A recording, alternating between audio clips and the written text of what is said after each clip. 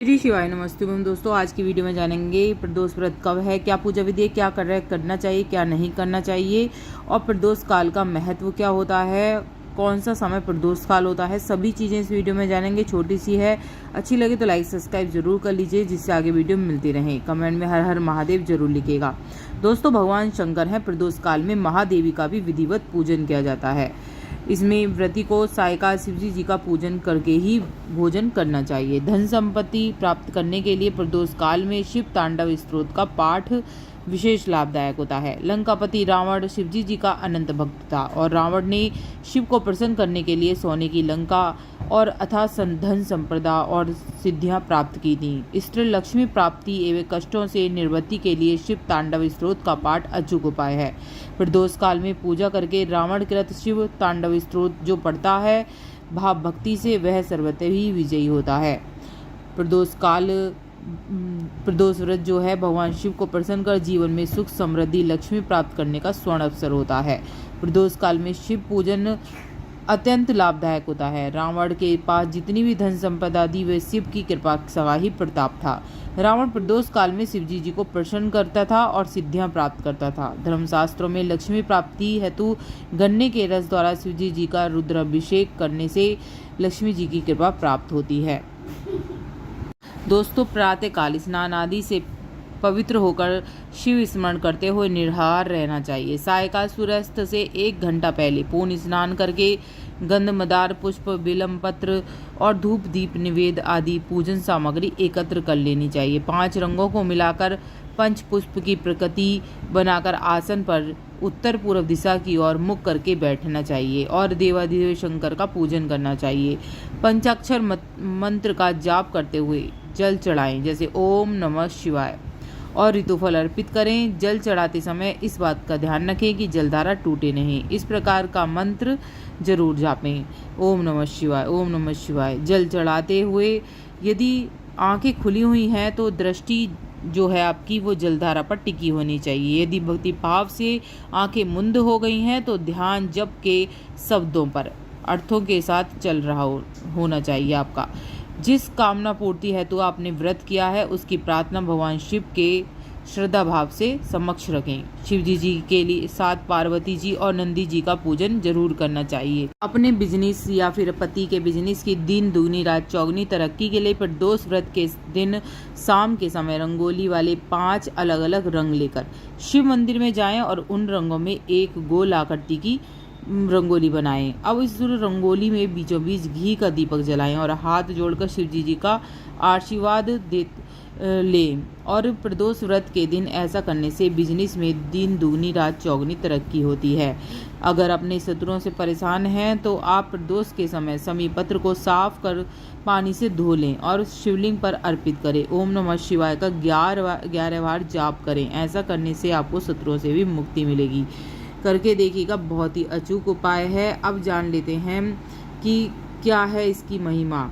दोस्तों, धर्म शास्त्रों में प्रदोष और त्रयोदशी का व्रत मनुष्य को संतोषी और सुखी बनाता है। इस व्रत के पुण्य प्रभाव से सुहागन स्त्रियों का सुहाग अटल रहता है। जो स्त्री पुरुष जिस कामना को लेकर इस व्रत को करते हैं उनकी सभी मनोकामना कैलाशपति पूरी करते हैं।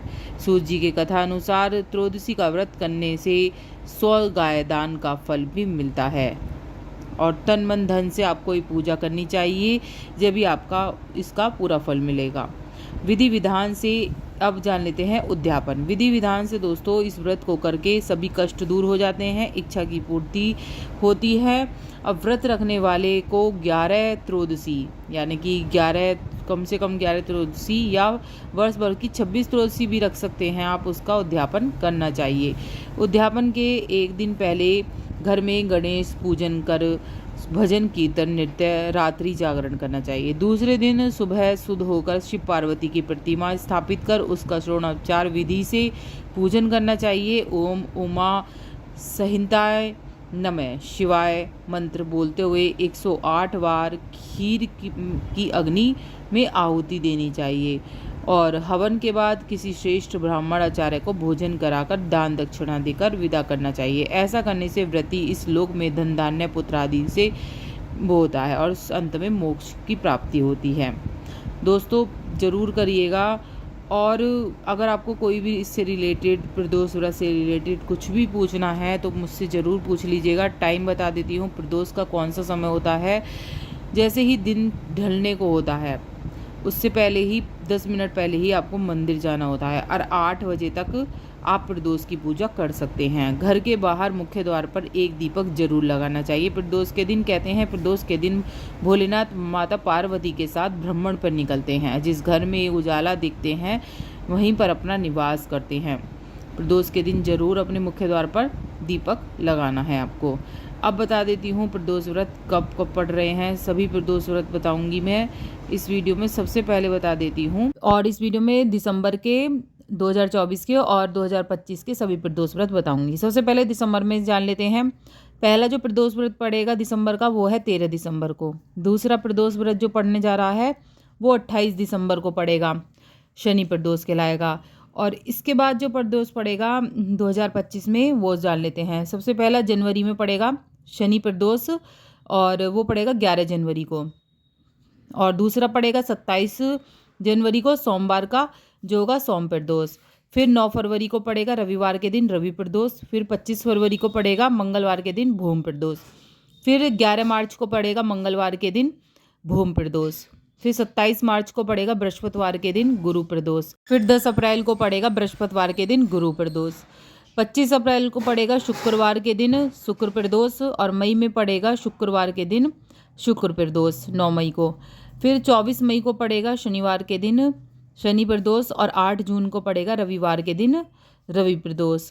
23 जून को सोमवार के दिन सोम प्रदोष, और वहीं 8 जुलाई को मंगलवार के दिन भूम प्रदोष।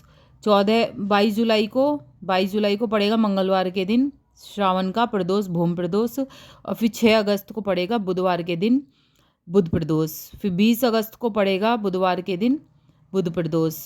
आगे की वीडियो, लेटेस्ट वीडियो चैनल पे ज़रूर आएगी, देखिएगा। अच्छी लगे तो लाइक सब्सक्राइब जरूर करें।